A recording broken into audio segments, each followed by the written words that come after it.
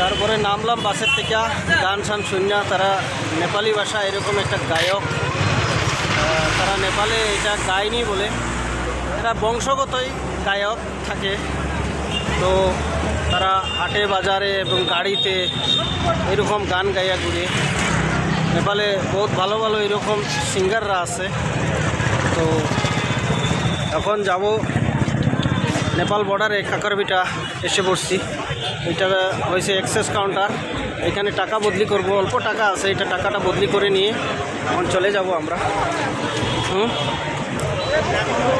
কোথা খাইতেনি দইব না দইব। তো এখন চলে যাব আমরা ওই পারে। এটা কাকরবিটার মধ্যে একটা দলং আছে, নদী আছে বড়। নদীটা পার হইলেই ইন্ডিয়া চলে আসবো। এটা হলো নেপাল বর্ডার কাকরবিটা। এখানে এখন নামছি এইমাত্র।